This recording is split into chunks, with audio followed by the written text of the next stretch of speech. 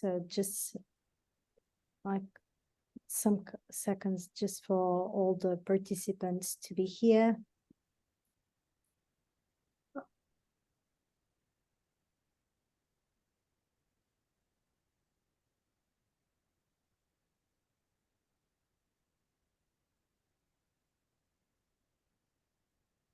Yeah, I think that we are good now.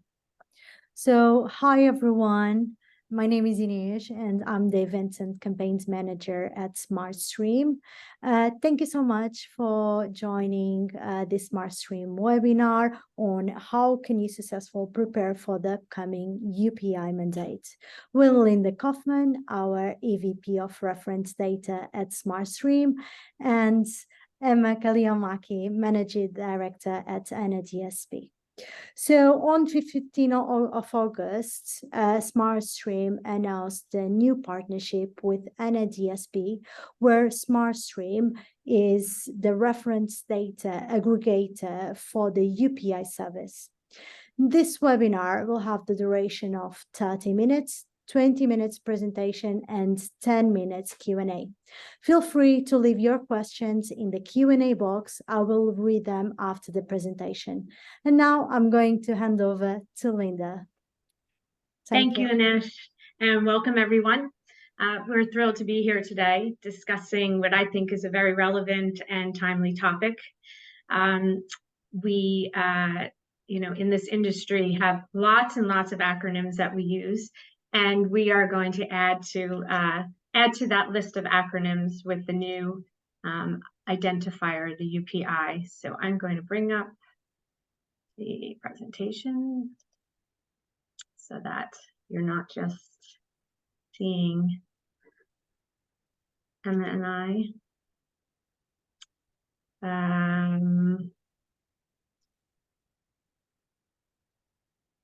How does that look, Emma? I think it's just updating. There we go, full screen. Okay, now. Wonderful. So hopefully those that are tuning in know what UPI stands for, but just to avoid all doubt, the Unique Product Identifier, UPI, is a 12 alphanumeric character code used to uniquely identify the product involved in an OTC derivatives transaction. It is a ISO standard number 4914. And like all things, most standards are driven because of an upcoming regulation. So Emma, you want to just talk about a little bit where UPI came from or the roots of the UPI? Yeah, sure. So hi, everybody. Thanks for joining today. The UPI is essentially a G20 initiative. It stemmed from the financial crisis in order to allow global authorities to aggregate data that would be reported to trade repositories to assist with monitoring systemic risk at a global level. So from a DSB point of view, we went through the assessment process to be designated as a service provider of the sole service provider of the UPI service, and have been working in conjunction with the Regulatory Oversight Committee, who has oversight of the DSB's functions, and a copy of that Memorandum of Understanding is available on both of our websites, which outlines the roles and responsibilities there. It certainly helps when there's a regulation pushing everybody towards standardization. With the over the last couple of years, we've had a lot of focus on OTC derivatives in particular, and many of the folks listening today are familiar with OTC ISIN. But I think it's important for us to outline a bit about all the different ISO standards that come about, that are relevant to the OTC derivatives market and where this new UPI stands in the hierarchy. So again, Emma, our local UPI expert, can you give a little bit of details around how this hierarchy is brought to light? Sure. So the DSB looks at this hierarchy or this set of identifiers as an OTC derivative identification framework. And really, each of these standards and identifiers has a specific purpose on their own, but they complement each other when used together. So if we're looking at the CFI, it provides the level of classification to provide that generic grouping at the highest level. The UPI comes down to another level of granularity, and that is where it's the baseline essentially for authorities looking at systemic risk. And for the OTC ISIN, we get an even lower level of granularity, which is really focused around the transaction reporting and enabling authorities to monitor and detect market abuse. So I think we're going to talk a little bit coming up about sourcing and digesting the information into the institutions, but I think it's really important to understand this hierarchy when you're thinking about data modeling, et cetera. And we'll get into that in a minute as well, but this is a very important concept. So again, back to the regulatory mandate that's driving all of this. We're talking to a whole bunch of firms right now about EMIR refit. That seems to be very, very, on everybody's mind. And part of EMIR refit is UPI. However, before that even goes into effect, the US will be kicking this off. So with the CFTC starting with their first mandate that incorporates UPI in January, which is only a few months away, right around the corner. I think when we started talking about this, it seems so far away. And then followed by the EU in April 2024 with EMIR refit. The UK in September 30th next year with their EMIR refit. And then ASIC with falling in line with the other regulatory bodies. I don't know, we say 2025 on this slide, more to come, right? And I think that's your feeling, Emma. Yeah, we have. So already it's actually 21st of October for Australia. Singapore will likely be going at the same time. So they've already published. They haven't given a firm date in October yet, but it's likely to be the same as Australia. And then just on the 1st of September, Japan has released their latest consultation with their expected go live date to be in April 2025. So that consultation, I think, ends at the beginning of October. But it just goes to show the momentum is building with these G20 jurisdictions to get their compliance date set. Yeah, this is really a global applicable around the globe. Okay, so we talked about what is a UPI, how we got here, and what's driving the regulations, and how everyone needs to pay attention because the regulations are right around the corner. And so what do you do? How do you access and source the UPI? What are best practices in consuming the UPI, and then of course including it in your reporting? So we'll start off with the sourcing of the UPI, and I feel that ANNA, the DSB, has done a really good job at making the data available in a number of different ways. And so again, I'm going to hand it over to Emma to kind of walk through the different ways that firms can access this data via the ANNA DSB. Sure. So we have mechanisms through a user interface, so where users will be able to come online and search within the GUI, the user interface, in real time to search or create, depending on the user type that they have with the DSB, in order to search for the data. And you'll get a number of returns for your search results depending on the user type you select. And then we will also have the programmatic or the API kind of connectivity that firms, and that is both REST and fix connectivity that is available. And that will be, again, we'll go through the user types shortly, but that will allow for the more automated integration that firms may want. Now, there are also the download files that are available. The download files will come at two different timestamps. For those who are fee-paying users, the timestamp will be T+0, so available at the end of the same day that UPIs have been created, essentially. And for our free users, there will be a T+1 file, so the same timestamp as we have with the OTC ISIN today. So it will be on the end of the next day that those files will be available. So firms will be able to use the kind of workflow that will work for them, whether that's taking the end of day files and creating a cache, and then using a manual search with the user interface, versus having the programmatic connectivity and searching on a real-time basis as and when they need. Similarly, again, they could be creating a cache with that as well to minimize the number of connections that they'll have to make with the DSB. Wonderful. And you segued right nicely into DSB user type. So I think it's really important at this stage for firms to really understand what kind of user what bucket they fall into, because by now they should really have a good sense of how they're going to need to sign up with the DSB. But just a quick reminder for each of the buckets. If I'm going to attempt to fix my lighting situation and you can go through the DSB user type, that's okay. Yeah, sure. One of the other points actually I should have made when talking about the connectivity methods is the option for firms to come direct or indirect. So those users who will be the programmatic users, so here if we look at the power user and the search only API user, they also have the option to go via an intermediary. So if they want to connect or integrate the data through an existing service provider that they have, then they're able to do so based on their power user or search only API connectivities.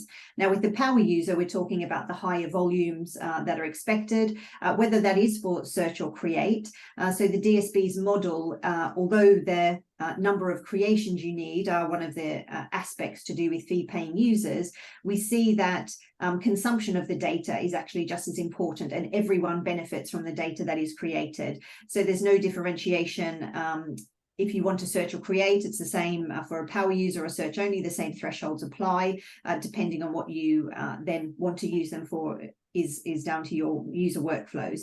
Now, for the standard and infrequent user, they have manual interaction with the DSB. So that would be if you want to come in and create in real time, but have lower volume expectations compared to a power user.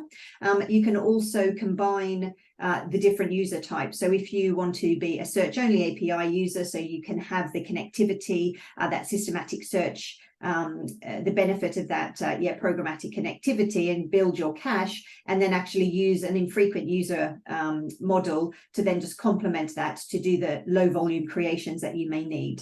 Now, for all possibilities for a free user is a registered user, where you have the searching using the user interface, and then, as we mentioned, the file downloads.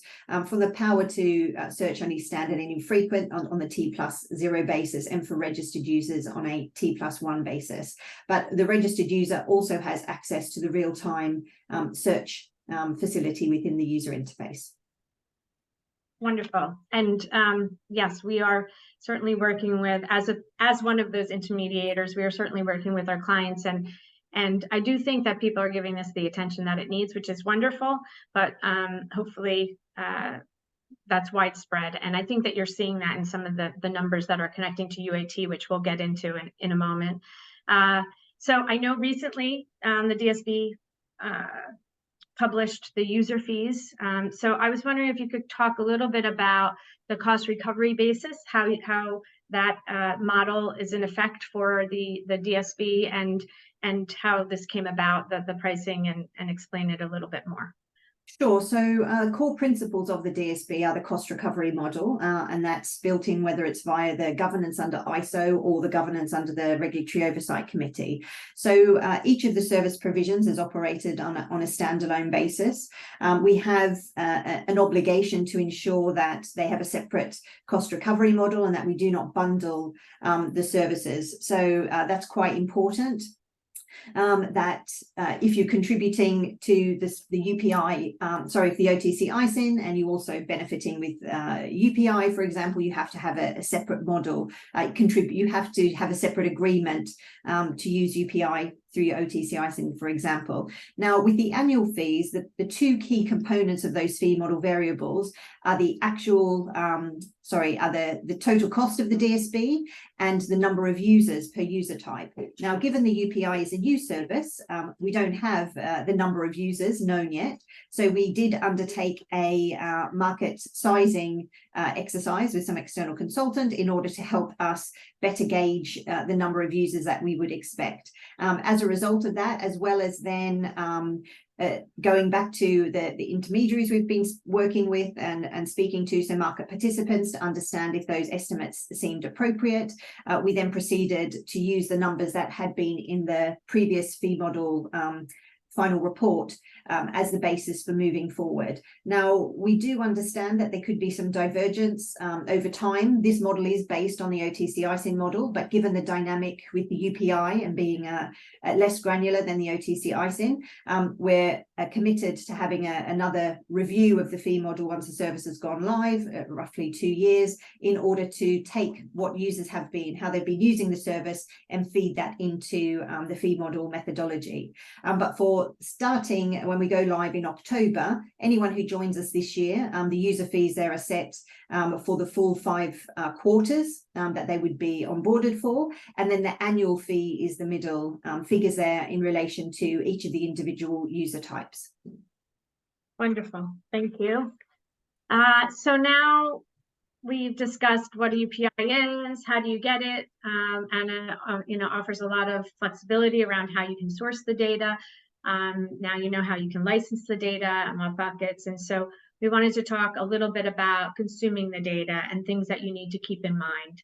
And so kicking that off, global businesses. So this, when we talked about earlier about the different mandates, this is definitely going to affect you globally. So global businesses in particular, the thought process needs to be to address this not one mandate at a time. UPI is going to be a core feature of mandates across the globe. And so instead of chasing the mandates, firms should really be thinking about implementing something a bit more strategic across all of the jurisdictions. It will definitely decrease cost, both in support and technology. So that's one thing to keep in mind. The other thing is from a data perspective. So firms need to identify which internal systems they're getting the data from. So I mentioned EMIR refit before because we're going through a lot of exercises with organizations where they're looking at, their whole reference data set and saying, okay, what do I have already in-house to meet my EMIR refit reference data needs, and then they're doing that mapping and identifying their gaps. But what I don't think everybody's doing is saying not just the fields that I need to report, but those fields those pieces of data that I need to generate the fields that I need to report. So it's always that underlayer that trips people up. And in the UPI space, it's about making sure that you can fill in those templates. And the templates that have been used for OTC ISIN, there are many that are the same for UPI, but there are some that are a bit different. And so I think that understanding where that data is coming from in your internal systems will help with any glitches that you find. And then expertise. In order to create and maintain your data, obviously you need subject matter expertise, whether that's something that you outsource or something that you have internally. I think a combination of both is kind of the perfect medium. But if the OTC ISIN is any leading indicator of where firms struggle, I think these 4 points kind of are at the top of our list. One is getting the wrong underlier. So the ANNA DSB has new functionality around alternative identifiers. I think this will really help where it wasn't the case with the OTC ISIN. I feel like they really need firms will definitely be able to connect the dots better, and we'll talk about that more in a minute. But getting the wrong underlier, we've seen in OTC ISIN where a firm will submit for a new OTC ISIN using an underlier that's incorrect, and the regulator has come back to say it's incorrect and rejected it. So something for you to keep in mind. Also, governance around the communications. The DSB is really good at sending out communications. There's an easy way to sign up for notifications. But if you don't do that, you're not going to be on top of any kind of template changes or notifications about their system downtime, et cetera, and so forth. Lack of communication between teams. So we often deal with reg ops, folks that are working really, really hard. They're getting these rejects or exceptions, internal exceptions or report rejections from the regulator, and they're just putting Band-Aids on it. So they're just fixing things because they say to us, we have no idea where the data is coming from. So we can't go all the way back to ground zero and fix the data. And so I think it's important for the organization to really have that lineage inside the organization to say, okay, this is where this data is coming from. And then lastly, it's the hierarchy that Emma went through earlier about where UPI fits. You got to get it right in the model. And so technology teams that are very focused on technology may not have that expertise to understand where it fits. You give them a new identifier, and they may just, put it at the ISIN level and not understand that it's sitting above the ISIN level. So those are kind of the things that you should look for about tripping up. I don't know, Emma, if there's anything on those topics that you wanted to add? No, I think you've covered those. Nothing more on my side. Okay, great. And then lastly, symbology cross-reference. So ensure you're connecting the dots across your front, middle, back office. And this isn't just to get your data right. This is actually a mandate in many cases, right? The regulator wants to make sure that the data that the front office is looking at is the same data that you're reporting. So take advantage of ANNA DSB's alternative identifier functionality. And let me go into that a little bit more. And maybe Emma, if you want to comment on this, but in order to identify what the underlier is in your OTC transaction, you are able to provide ANNA with the DSB with a couple different alternatives in your template when you send in your request to create your UPI. So instead of just sending in ISINs, which may not be available in all jurisdictions or may not be available in your workflow, you can now send in other things such as a FIGI or a CUSIP or a CDOL. And that really should help with the data quality and also help with integration. The workflow should be a bit more easy to get up and going. And then I already mentioned the modeling of the UPI. Anything on the alternative identifiers that you think folks may need to know? I think it's important. It was all about being able to streamline existing practices as much as possible so firms can leverage those with their integration with the UPI. Yep. And then lastly, the TRs must validate the UPI, that the UPI is right. So I think, Emma, you and I talked about how the regulators are going about this a little different, where some are validating or requesting firms to give a bit more data, why they adjust to having this UPI as a new standard, and others are validating just on the premise of the UPI. So I think it's get it right out of the gate, and you'll be in a good place to manage any kind of exceptions internally. Okay, so be proactive, not reactive. How many times have I been on regulatory, and Emma and I have both been on a number of regulatory panels, and this always comes up. Please don't chase it, get prepared. We tried to talk to people, I think 2 years ago. I keep bringing up a mirror refit, but that's the example in my brain right now, but about a mirror refit, and nobody really wanted to talk to us about it. And now the phones are ringing off the hook. So it just shows that we still have some of the bad habits that we've had over time. I think it's getting better, but it's still this reactive bit of behavior that we're seeing. So I thought that maybe we could talk about the pre-population. So you know where to go get it. So now how do you make sure that you're okay for the start of the mandate? And so we've had a number of questions, Emma, come in through our clients about pre-population. So can you explain a little bit about what's going to happen or not going to happen? Yeah, sure. So first of all, I think it's really important to say that the DSB's UAT environment is open and has been open since April, and that will continue, to be open, the combined OTC ISIN UPI UAT environment. But nothing that you do in UAT is carried over into production. So when production launches on the 16th of October, there will be a need for firms to transition into production and ensure that they have their population or their universe of UPIs available to them. So firms will be able to go in and start generating and creating the UPIs that they need. And in parallel to that, the DSB will be running a pre-population process, we're calling it, where we will take the existing OTC ISIN universe and start running through that universe in order to pre-populate the parent UPIs.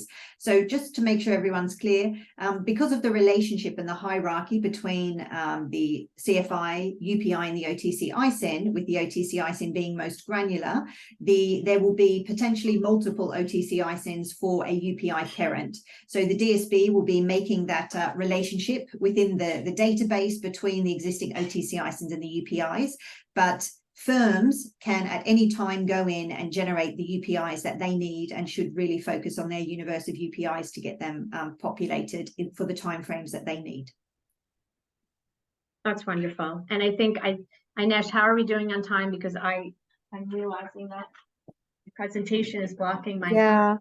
We reached almost like 30 minutes now. Oh, sorry, Emma can talk about this forever and ever. So I think I'm going to fast forward just to the final, the UPI milestones. And you know, as Emma indicated, the UPI UAT has been up and running. I know that many of our clients are connected already, and then, you know, starting in October, as Emma mentioned. Linda, if I can just interrupt there, I think one of the important things to tell firms about the UAT environment is that it's an opportunity to test the different user types. So just because you're in UAT using an infrequent user type doesn't mean you can't then say, okay, actually I want to test what it's like using the search only user type, or I want to test what it's like being a power user. Okay, I'll start with power user, maybe then I'll downgrade and test what if search only is sufficient, and then I can complement that with an infrequent or a standard user type if I do need creations. So I think UAT is a perfect environment for firms to test their workflows or potential workflows and use cases to better understand what their needs will be once we go into production. I completely agree. We also are working with clients to understand how they're connecting their OTC ISINs with their UPIs, and which APIs they need to call when to support different workflows. So I fully agree, not just for the DSB user types, but also really for your internal business cases. Every single, even though it's the same mandates and regulations, every firm I feel has implemented it a bit differently. And so it's really important to understand your workflows to say, okay, I need to use Connect to create my UPIs this way. But I also, for my T+, you know, for other business cases in the firm, I want to just search using an ISIN and get the UPI. So depending on your workflows, it's really important. I think UAT is a great opportunity to test out all those workflows and check the boxes that you have everything covered. Okay, I see that we have a number of questions. The last slide was just a summary slide, so really everything that we've covered, but you know, important to really focus on that sourcing, consuming, and then how are you going to use the data as far as the regulations are concerned. So I don't think we're going to run out of time, 2 minutes, but maybe we can take a question or two. Yeah, I was thinking about that, just for us to answer like 1 or 2 questions. I think I've tried to answer a couple of them while I was speaking, so hopefully. Oh, you're okay. A multitasker. That's great. So would you like to pick the question instead of me, because you'll know better if you already answered that question or not? Yep, I'm just browsing them now. I think a lot had to do with the hierarchy, Emma, so maybe we can just, maybe I can really quickly. And I think I touched on that again. So the CFI is the more coarse grain, then the UPI, it has some additional elements, but the OTC ISIN is the most granular. So yes, there will be many potential for there to be many ISINs to a UPI, and that is why the UPI is referred to as the parent identifier.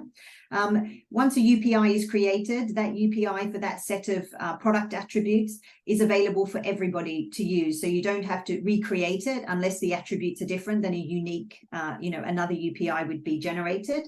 So the whole point of the UPI is to have it at that product level, and you would reuse it at that level where those data elements are appropriate.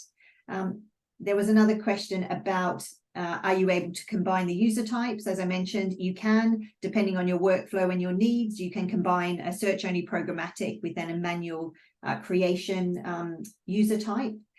With regards to the fees, More detail is available on the website, including a very detailed latest update on how the actual cost and the user numbers have been derived for this first period of billing. So happy to share those links afterwards as well. And maybe if there are any questions we haven't done, we can take them offline and go back if it's absolutely. possible. Yep, I was going to say the same thing. And also somebody asked about the recording. So you'll get an email with the details around the recording, and we'll certainly answer these questions directly. Yep. Unless you want to close us out, or do you want me to close us out? Hey, you can do it. Yeah. Thank you everyone for joining us. I know it was a quick session, which is good because we're all very busy with a lot of information. We'll try to get back to you with all of the questions that were asked, but hopefully we answered some things today. Emma's the star of the show today, I think, with all of her knowledge on UPI, but please feel free to reach out to any of us, the ANNA DSB group or SmartStream reference data for any further details. But thank you very much for joining us, and have a great day, everybody. Yep. Thank you. Take care. Bye-bye. Bye-bye. Thank you.